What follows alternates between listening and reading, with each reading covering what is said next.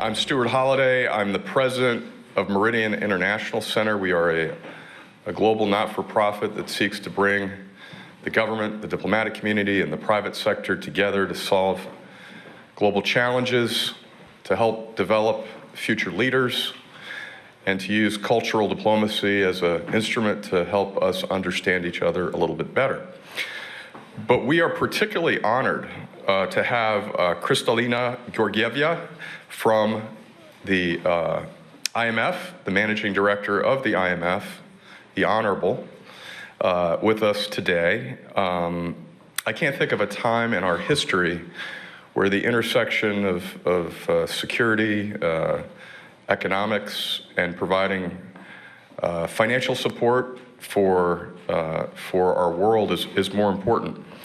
We are also grateful today to Ryan Heath from Politico for cooking up this concept, and I think this is a testament to the fact that we have the ambassador of Ukraine here, welcome, who was just featured in the Washington Post, and it says if you have the ambassador of Ukraine at your event, you've arrived. So we thank you for gracing us with your presence.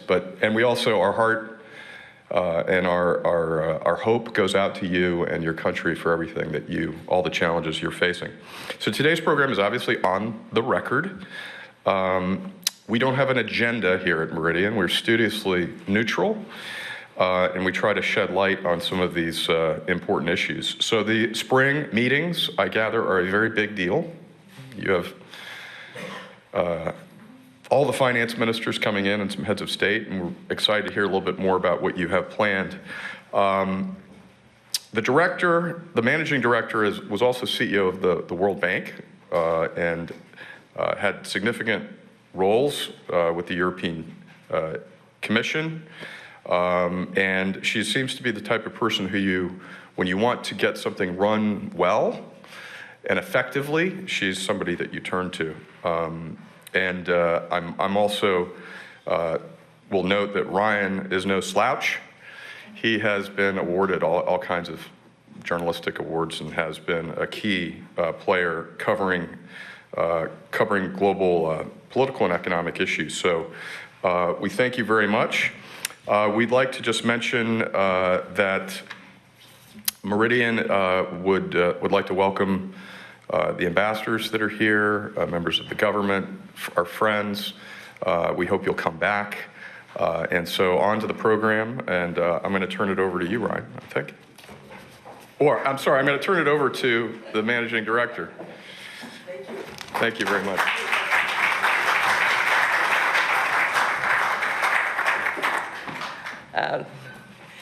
A very good morning to everybody.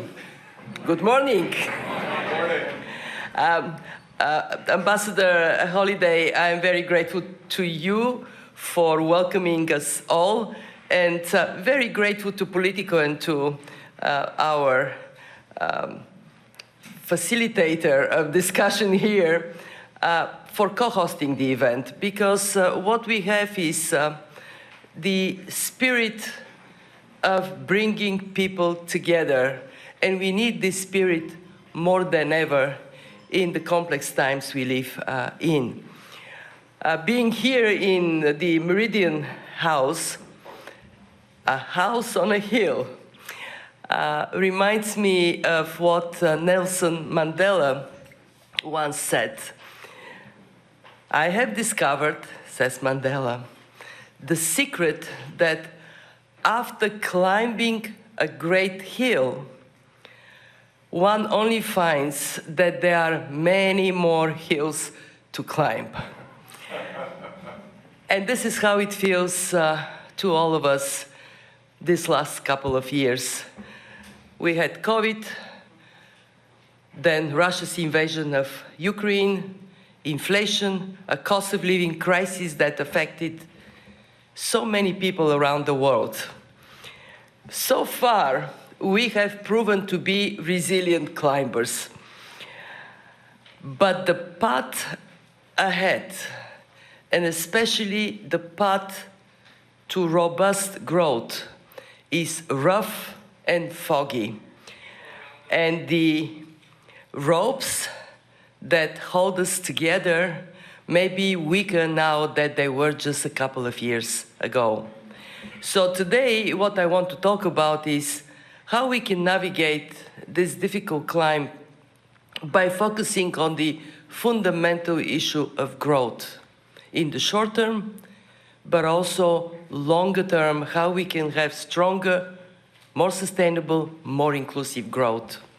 So let me start from the economic landscape right now. We had a strong recovery in 2021. After it came the severe shock of Russia's war in Ukraine and its wide-ranging consequences.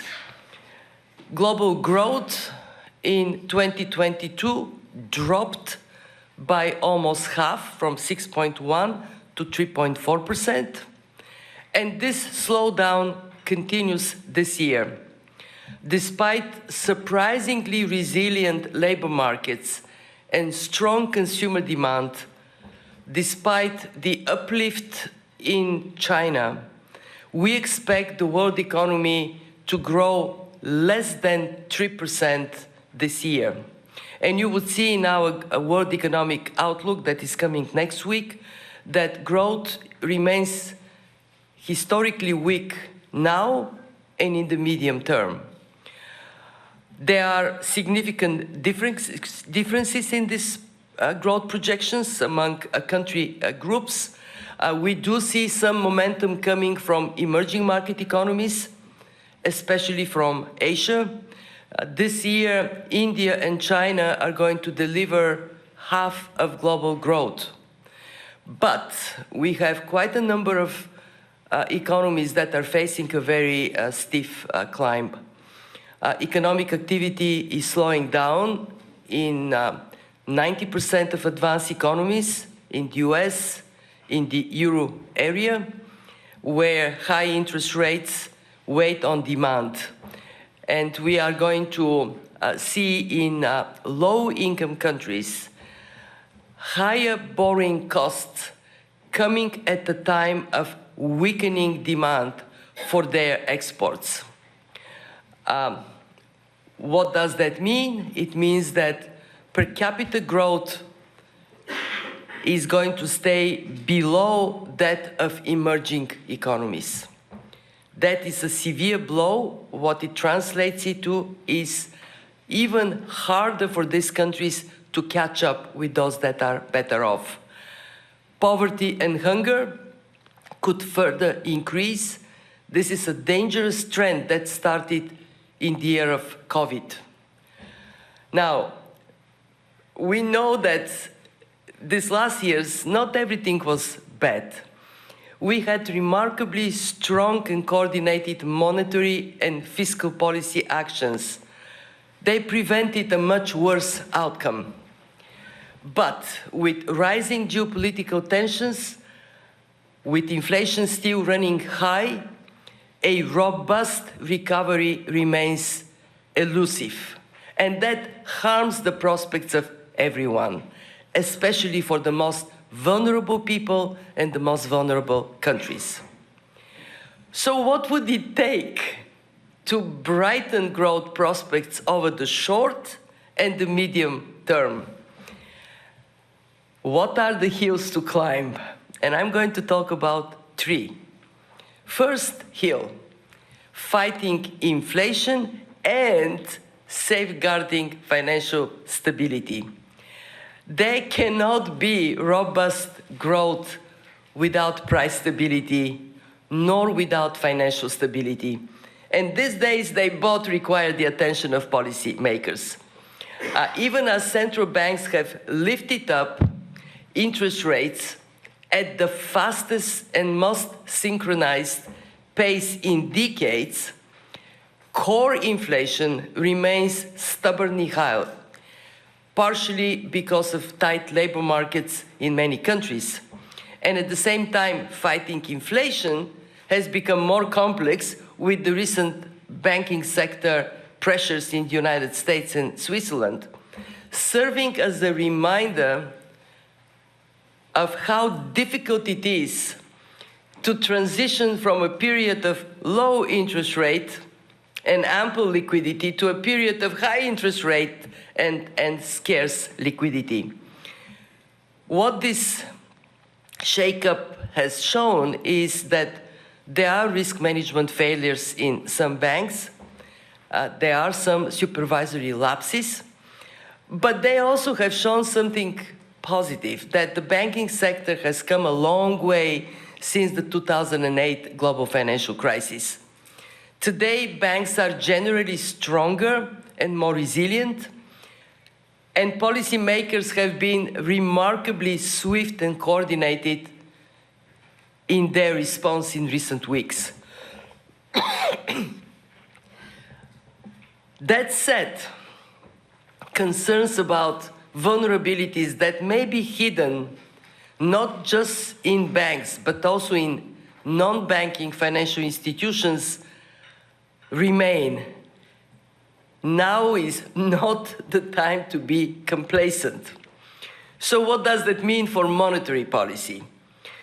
So long as financial pressures remain limited, we expect central banks to stay the course in the fight against inflation, holding a tight stance to prevent a de-anchoring of inflation expectations.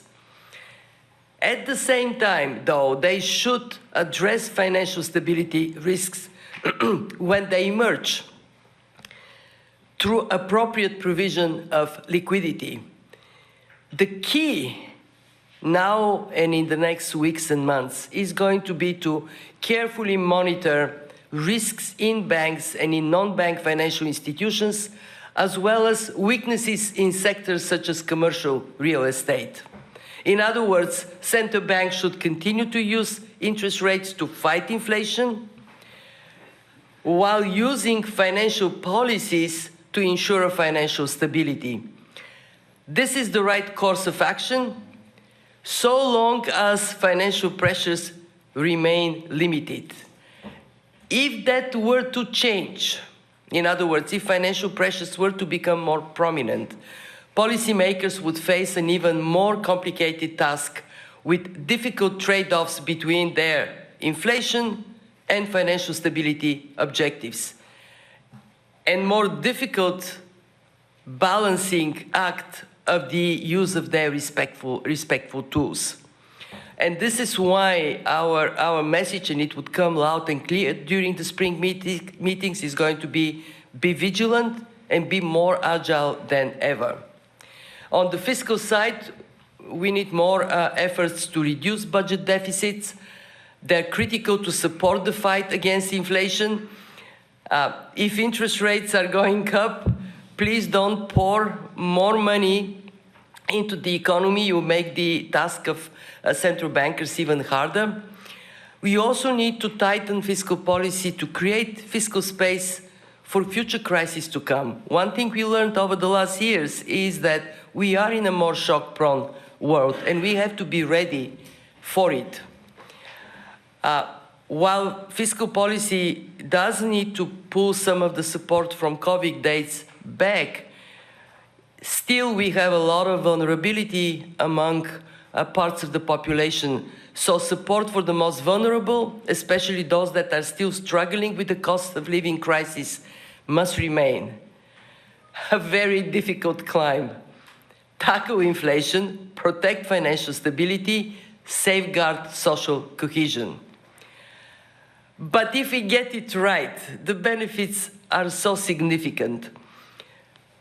Major advanced economies would stay on this narrow path to a soft landing, and protecting the more vulnerable emerging markets and developing economies from harmful spillovers. So very much worth the effort. Let me move to the second hill, improving medium-term prospects for growth. We project global growth for the next 5 years to remain around 3%. This is our lowest medium-term growth forecast since 1990. It is well below the average of 3.8% we had in the pre-COVID decade. And it makes it even harder to reduce poverty, to heal the economic scars of the COVID crisis, to provide new and better opportunities to all. Getting up this hill would require major step changes. One is to boost productivity and growth potential in countries through structural reforms that have been lagging a little bit in the last years, and by accelerating the digital revolution, improving the business environment, boosting human capital and innovation.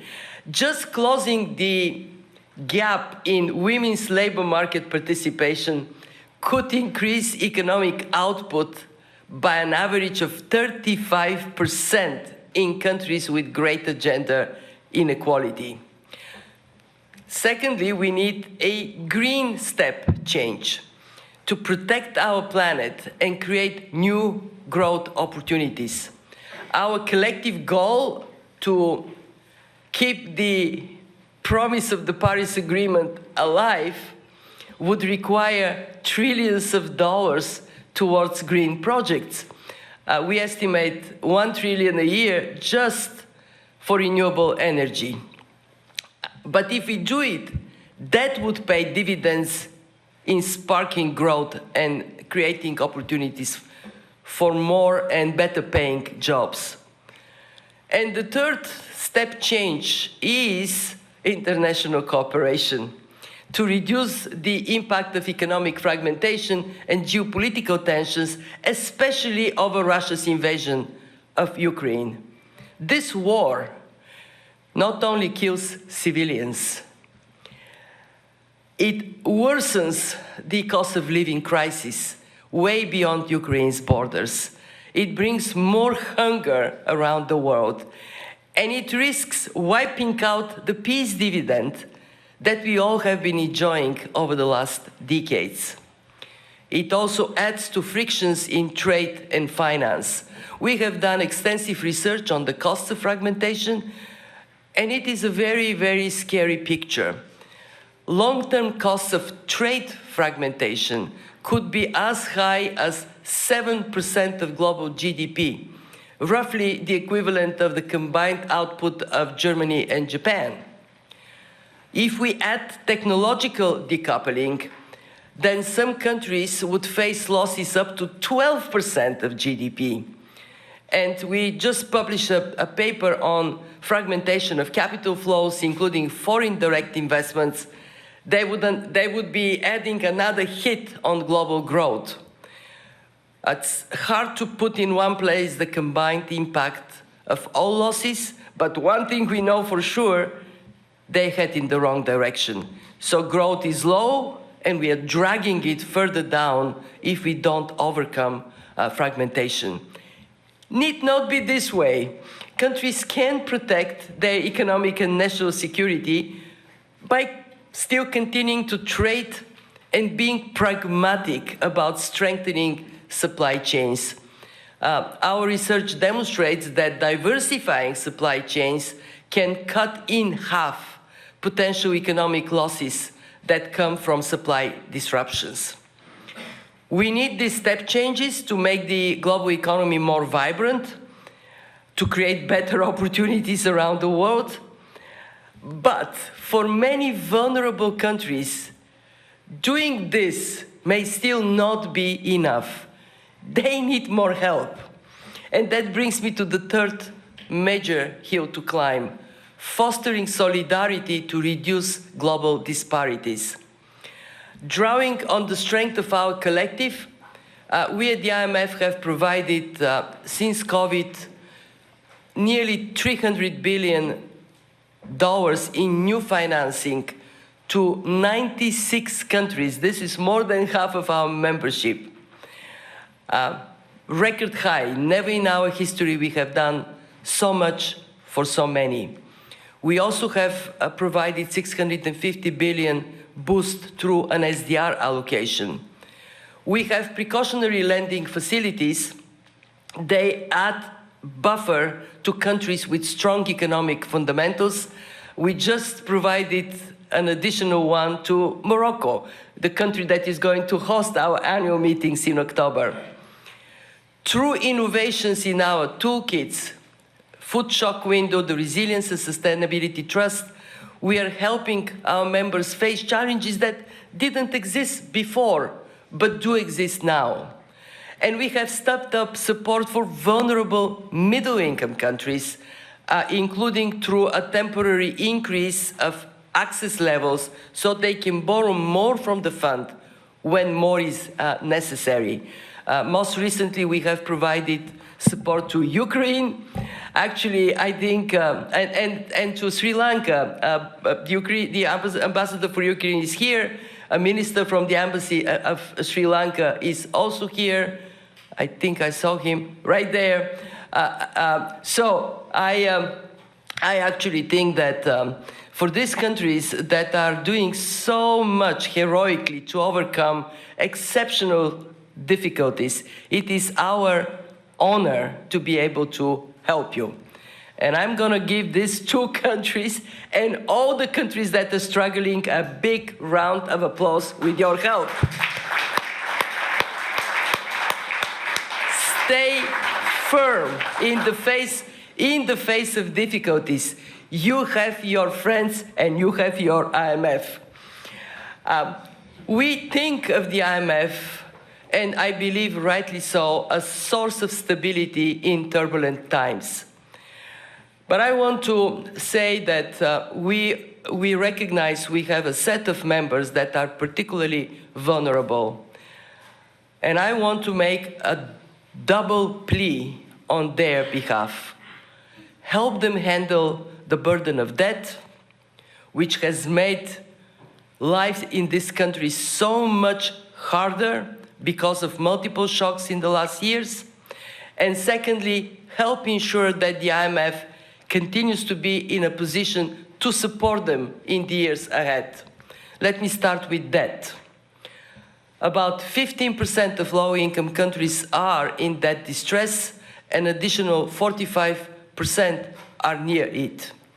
About a quarter of emerging market economies are at high risk, facing default-like borrowing costs. And this has raised a legitimate concern about the potential wave of debt restructuring cases and how to handle them at a time when current restructuring has proven to be difficult with costly delays. Just think of Zambia as the most recent case where we are not quite cutting it, we are not quite going through the finish line. I hope we will, but for these countries, every day there is no resolution, is a day of hardship for their people.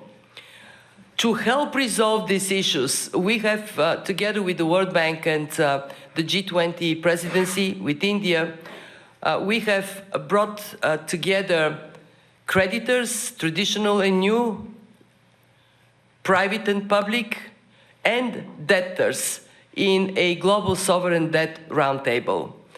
I am very committed, personally very committed, to make this roundtable successful in terms of bringing consensus on standards and processes so we can accelerate restructuring cases, including those under the common framework. But even if we make progress with that, there is still the issue of the IMF having the resources to provide concessional financing. We have delivered 4 times more than we normally would do for low-income countries in the last years, $24 billion, and we need this capacity to provide concessional finance reinforced. We are calling on our better-off members to provide financing for our poverty reduction and growth trust. We need it so we can offer zero-cost financing to low-income countries. I'm very committed to this because I know that it is not just about the countries having the support of the fund. It is for the fund being there, being able to support that restructuring when needed, and work with everybody else so countries can overcome tremendous challenges. And finally, we are working on our quarter review. Quarters are the foundation, the building block of the IMF, and it is very important that this foundation is strong. So just to conclude on this point, I mean, we need cooperation to strengthen the ropes that keep us together. On this issue, on any other issue that we are struggling with. Because if these ropes are not strong, how are we going to climb the hills one after another right ahead of us? This brings me back to Nelson Mandela. Once he realized there were more hills to climb, he said, "I have taken a moment here to rest, to steal a view of the glorious vista that surrounds me, to look back on the distance I have come. But I dare not to linger, for my long walk is not ended." And that is where we are as a global community. We have a long walk ahead of us with our member countries. And at the spring meetings, we must look at a glorious vista, that a future with stronger and more inclusive growth can present to all of us. Thank you.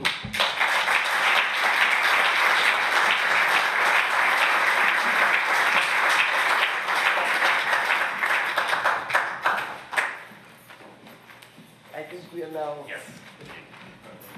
We still need that away. Yep. Hi, everyone.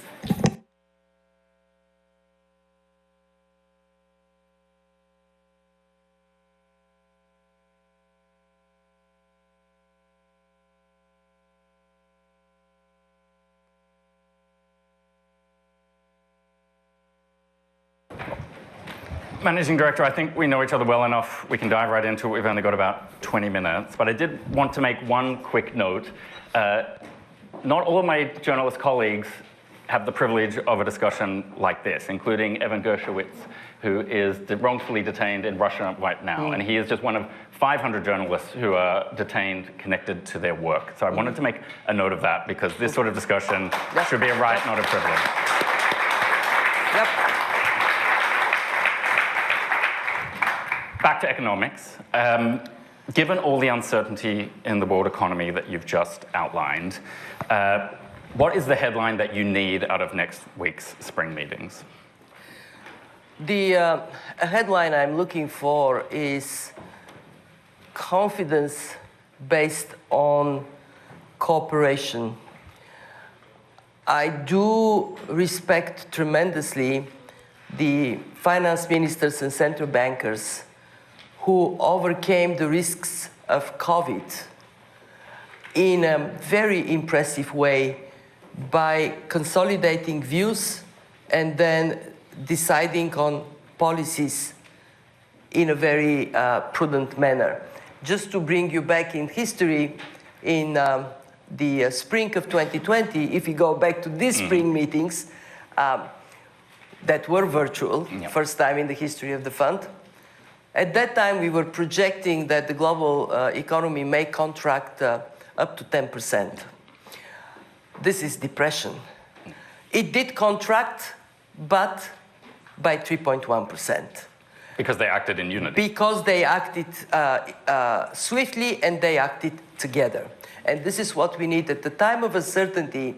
We need that consolidation of views and then very firm policy action.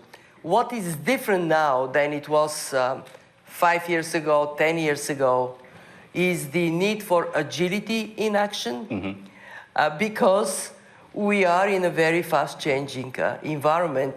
But what is still the same is that prudent assessment of what the risks are, and this is what the fund does, this is our job. we hold a hand on the pulse of each economy, and then defining policy response in a coordinated manner. This is what works. There seem to be three big buckets of problems: inflation, low growth, inequality. What is the one that keeps you up at night most? Actually, what keeps me up at night is the combination of those. The fact that we have multiple problems and they require a comprehensive response. If I were to try to pull one out of the tree, I would say growing disparities and divisions I'm most concerned about. Because when they deepen, what do they produce? They produce social unrest. They produce lack of trust. When there is no trust, taking action collectively becomes much more difficult. And actually, I look at the fund with our 190 members as a place where we relentlessly build that sense of we are in this together. These are choppy waters, but we can keep our ship steady if we all concentrate on it. When it comes to financial stability, you said that we've come a long way since 2008, but that last financial crisis was a slow burn. It happened very slowly until it happened very quickly. 6 months between Bear Stearns and Lehman Brothers collapses, a full year before the EU was rescuing a bank a day. So how do you rate the risk that we might end up in a similar but different crisis, a slow burn that we're not fully recognizing? I am more optimistic today because we have seen the evidence of very swift action from policymakers, and not just central banks. Central banks, supervisors, regulatory, finance authorities. We saw it here in the United States, we saw it in Switzerland. Where we have to remain vigilant is to scan what is under the surface. Because if you look above the surface, well, growth is still there, slow but existing. Inflation is starting to very slowly trend in the right direction. When you look under the hood, you actually see that there are vulnerabilities. And the more we pay attention to these vulnerabilities in real time and we act upon them, the better. This is not 2008. Because there was this collapse, everybody says, oh, that is 2008 coming back. No, because 2008, if you look at the reasons of the crisis, it was overblown portfolios of pretend instruments. We don't have that now. The financial system, both banking and non-banking, is much cleaner. Doesn't mean, though, that vulnerabilities don't exist. We actually have been saying for the last year, we have been saying, look, there is simply no way that interest rates would go up so much after being low for so long, and there would be no vulnerabilities. Something is going to go boom. I was struck by what you said about the potential risk of fiscal fuel on that fire. Mix my metaphors here. It's a very difficult position central bankers are in right now. Do big fiscal injections like the Inflation Reduction Act make this job much harder? Like, is it fueling interest rate rises?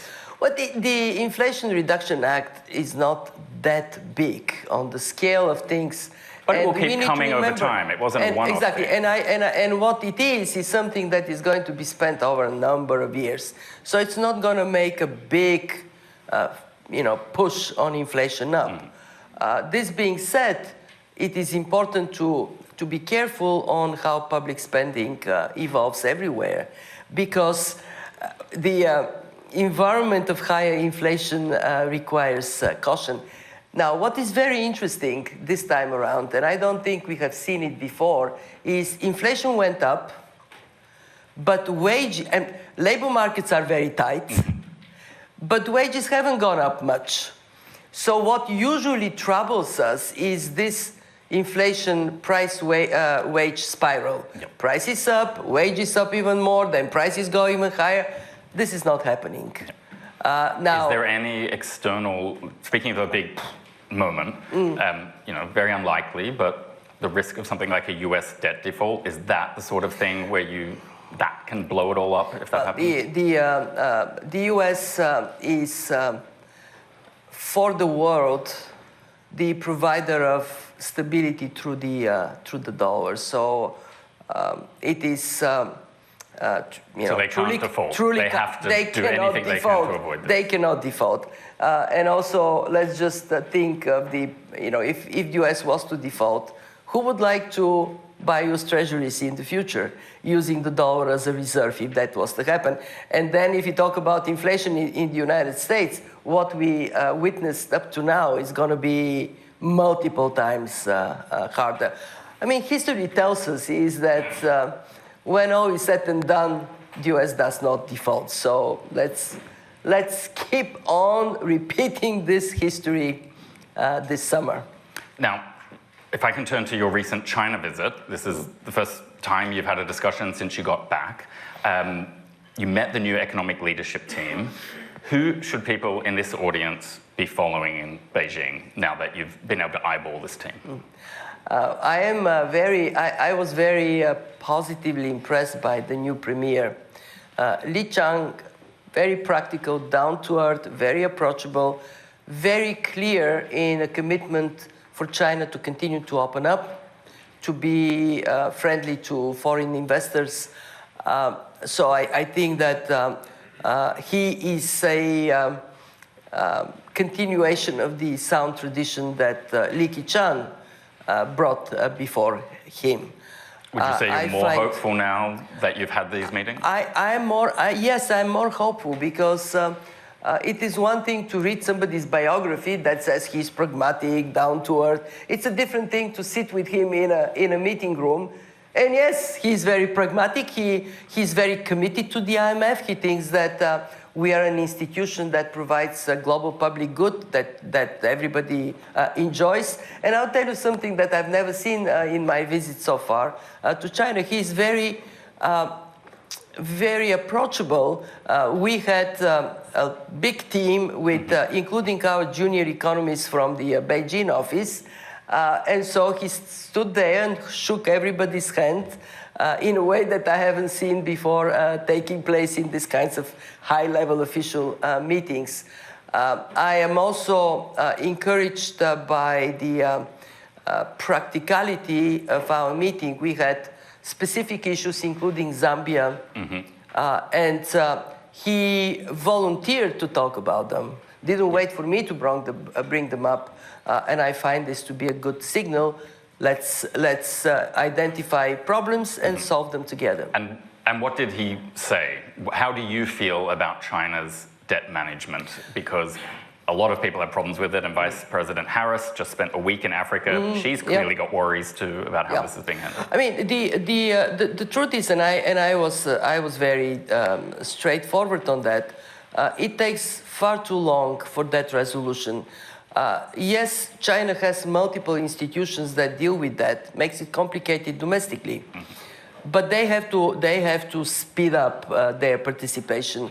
And I think the premier said to us that he wants China to play a constructive role in that resolution, that China is committed to work with the IMF on the specific cases. Let's remember that they came around on Sri Lanka, they came around on Chad, and now we want to see the same progress on Ethiopia. He brought up Ghana, another country that needs help. So always the proof of the pudding is in the eating. Let's say that has been a very slow breakfast so far. Let's speed up the lunch. Noted. Dilma Rousseff, the former Brazilian president, has just been appointed head of the new development bank, which is known as the BRICS Bank to a lot of people. Yep. Is that a welcome development? Can she help speed up that process and work with you? Totally, yes. Yes, she has the that comes from having been a president of a large emerging market countries. I have a particular personal reason to be a fan. Her father is Bulgarian, so Okay. I look forward to meeting her. You have lunch on the books then? Absolutely. Oh, well, we don't have it yet, but my chief of staff is here. We'll put it on the book. Very good. Now, given the risk of decoupling, fragmentation, there are lots of different words for the geopolitical tensions that you outlined in your speech. Were there any messages in Beijing that you were asked to carry back to Washington? The message that I got is that China is committed to multilateralism. They're committed to trade that is based on rules. They're committed to opening up the economy as they have done so far. And they're committed to play a constructive role vis-a-vis the developing world, including on debt restructuring. That has come through in every single meeting we had.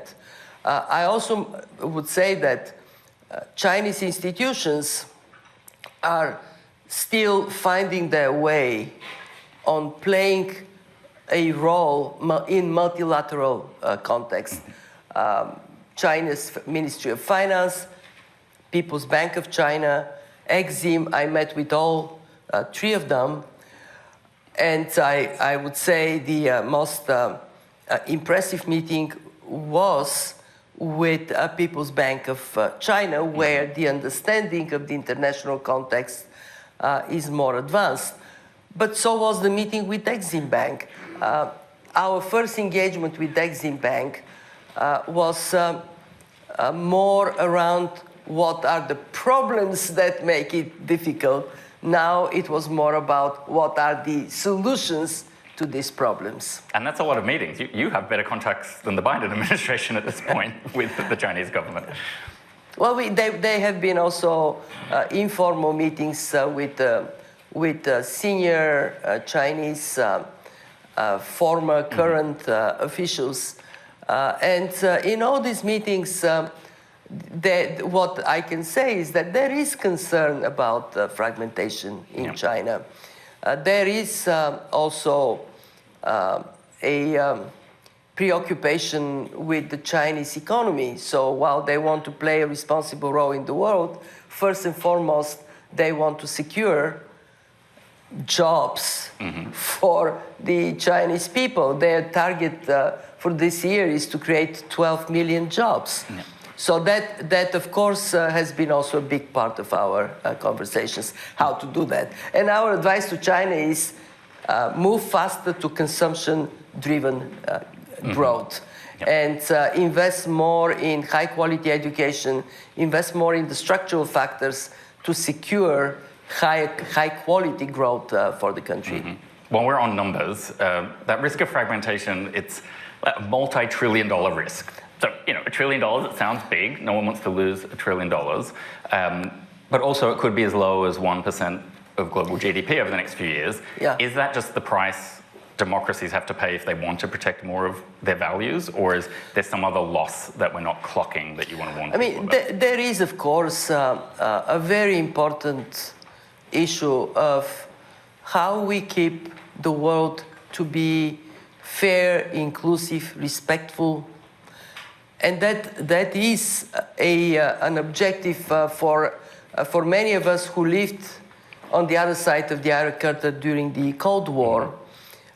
These values of freedom, you spoke about journalists being attainted. This is non-negotiable. We have to protect them.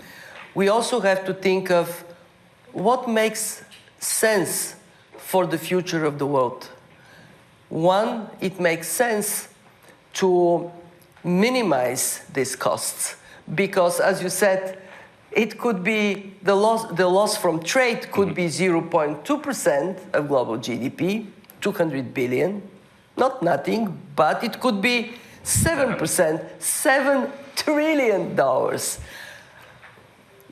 it makes sense to aim to be on the lower end of this cost spectrum. Now, Second, I have to interrupt because I'm getting the wind up to move to some other questions. So I've got two last questions for you. Sure, go ahead. First one, elephant in the room. The Economist this week has described the IMF as being in an identity crisis and perhaps even paralyzed. Are you? No, we are not. Let me say it was ironic. It came on the day my staff reported that we have reached record high lending to the countries that need us. We basically, our members vote with their feet. 96 of them voted to come to the IMF just over the last 3 years. Since the war started in Ukraine, we had 40 new programs. I wished actually that we have less work. This means that countries are in good place. But you'd rate yourself as doing about as much as you can. Look, I think that we take everything to heart. So the economists express a view. We, of course, take that view with interest. I can tell you with very strong conviction that no, we are not in identity crisis. Yes, we are an institution that works for macroeconomic and financial stability in the world. And what I hear from our members is very different from this story. Our members are saying, thank God the IMF was there in 2020 when COVID hit. I look at Oksana, I think that Ukraine is saying, thank God the IMF is there. We'll check with Oksana in a minute. to pull a program, because people think of our program, 15.6 billion. It's much more than that. It is a package of $115 billion to stabilize a country. Now, last question from me on climate, and I'm going to connect it to the new leadership coming in at the World Bank. That's a decoupling you want. You want to decouple climate crisis and debt crisis. What more can you do with AJ at the World Bank once he's installed? Because let's be honest, there were some road bumps in how people perceived David Malpass's approach to climate at the World Bank. We talked with Ajay when he was nominated. I have known him for quite a number of years. I respect very much his leadership capabilities, and also. And you've worked with him in the past. You've got a long-standing relationship. We have had we're connected very much on two issues: the issue of inclusion, opportunities for all, and the issue of gender equality. So I look at him coming to the bank as great news for women. What I see is the two Bretton Woods institutions in these particularly challenging times, bringing our comparative skills together. That would make such a difference for our members. We have pretty much the same members. The fund has one country more, Andorra. But by and large, we have the same objective, which is growth, employment, stability. We are more on the financial macro stability side. The bank is more on growth in developing countries. But we also care about growth, because stability is meaningless if it doesn't lead to prosperity. And I see huge opportunities for us to align on the big global challenges like climate change, where the bank brings its very deep sectoral knowledge and investment finance, and the funds brings its macro policy knowledge and ability to advise countries how to integrate climate in fiscal policies, in monetary policies, in financial policies. So very much look forward to our partnership. Time now to bring in some audience questions.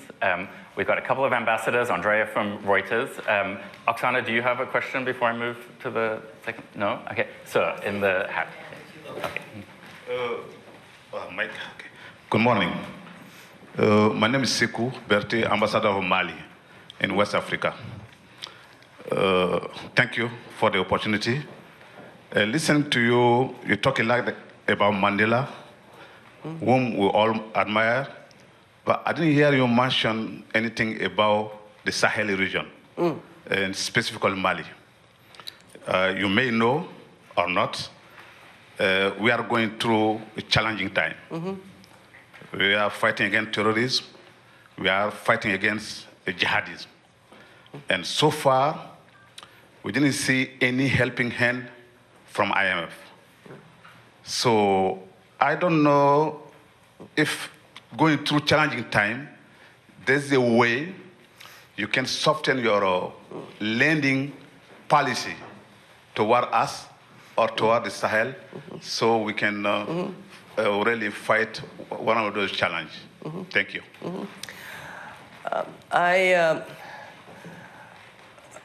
I'm very gravely concerned about the Sahel. I didn't go region by region, but of course, instability in the Sahel has increased dramatically. The region is at risk of both climate change and terrorism, as you said. We have actually provided some support to everybody through the SDR allocation. All countries last year got a little bit of a boost in their reserves from the IMF.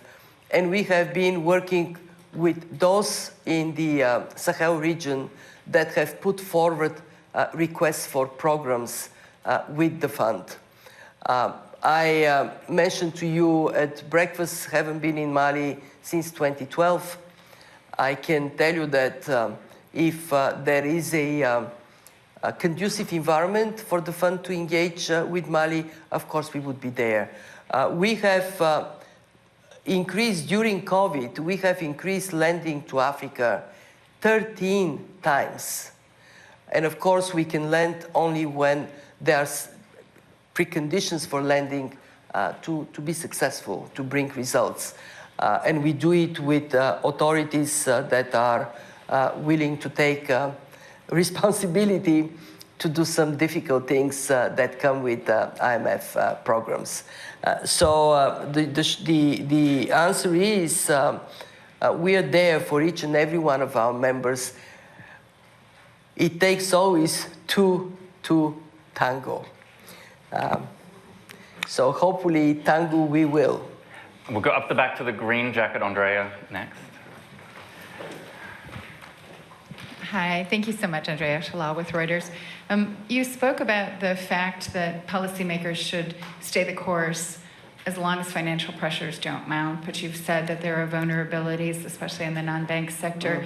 Can you tell us how much of a downside risk you see there? How do you bound that? And how do you define that moment when financial pressures are too great and the policymakers have to change course? I know you said that it isn't as bad as it was in 2008 and you're more optimistic, but can you expand on that a little bit? Because there seem to be risks that people were not available or not aware of, and the supervisory lapses are particularly concerning. Thank you. We will come up with the Global Financial Stability Report and the World Economic Outlook next week, Andrea, so I don't want to steal the thunder of my colleagues today. All I can say today is that you will see next week we are defining both what could be a downside scenario. Clearly downside risks have increased, no question about that. We now see some of the risks in the financial sector more exposed. And we will talk next week about the probability of this downside scenario materializing. So you would get a detailed answer to your question next week. Just to not let that completely hanging until next week, I would say that at this point, on the balance, we see the risk of abandoning the fight against inflation, also one that has to be considered carefully, because inflation has proven to be stickier, especially core inflation. And that is a problem for return to more robust growth that has to be taken seriously. We also recognize that at this moment, policymakers are using wisely two different instruments. the so-called separation principle. You fight inflation with interest rates, with tightening. You look at the provision of liquidity carefully, and then you fight financial stability risks by using emergency facilities, by using specifically designed liquidity provision facilities, and that these two things, they go in parallel. Now, obviously, if one risk is to take an upper hand, the financial stability risk is to take an upper hand, this would be reassessed. And I have full confidence that not only central banks, but all the relevant institutions are very watchful and very careful, very vigilant in addressing these risks.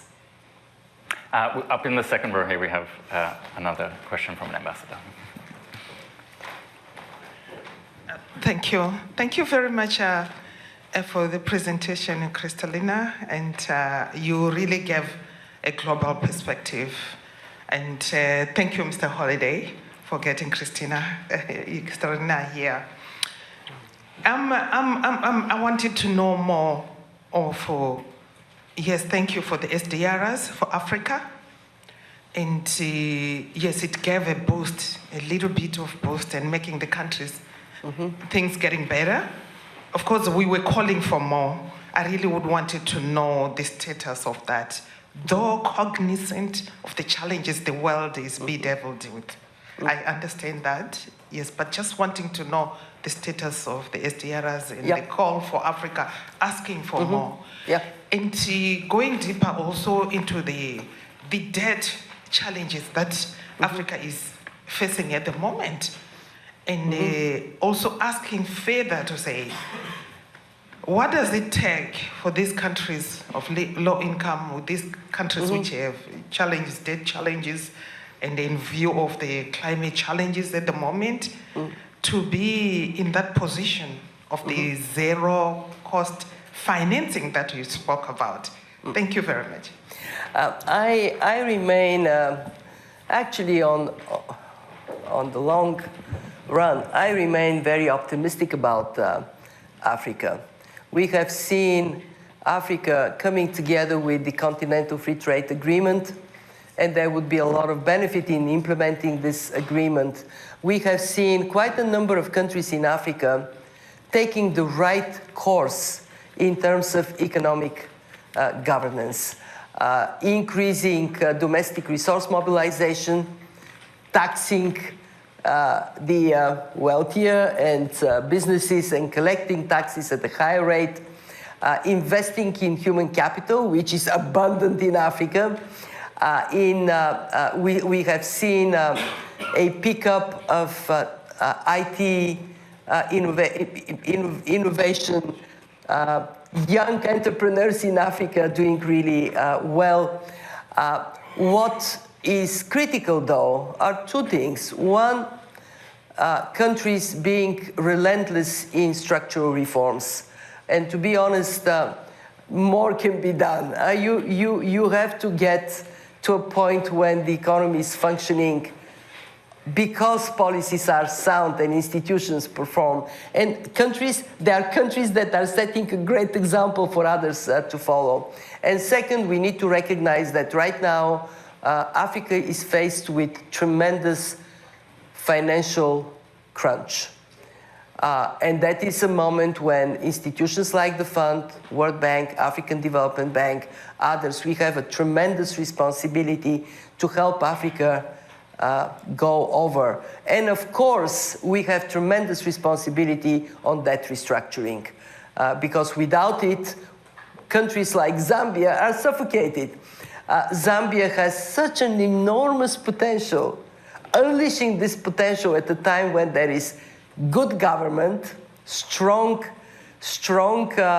commitment to transparency in the country, and then you have richness underground, richness above ground, and a relatively small population. This is a recipe for success.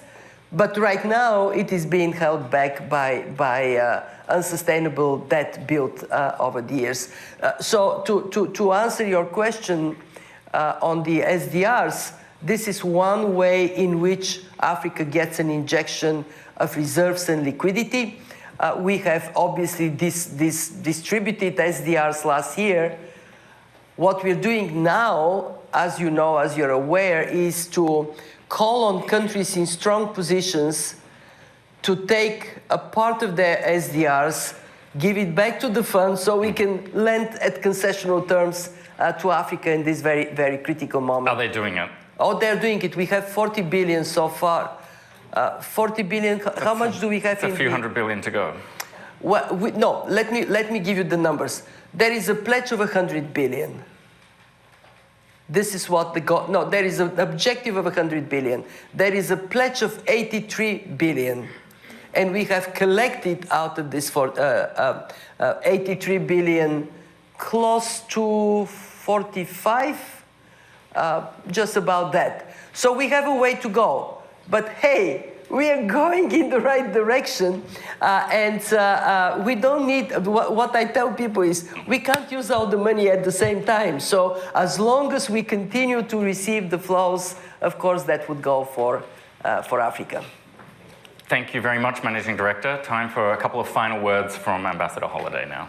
Well, let me just say thank you, Director Kristalina. Thank you, Ryan. We have indeed climbed Meridian Hill today, but we cannot linger because we see the next summit on the horizon, which are your IMF Spring Meetings. Mm-hmm. And we are confident that with your leadership, you will plant the flag of confidence through cooperation. And then we'll be on to the next hill. But I'd like to thank you all for joining us. Please join us on April 12th for our annual diplomacy summit if you're interested, which is going to be all diplomacy is local, focusing on state-to-state and city diplomacy. Thank you. Have a wonderful day. We really appreciate it. Thank you.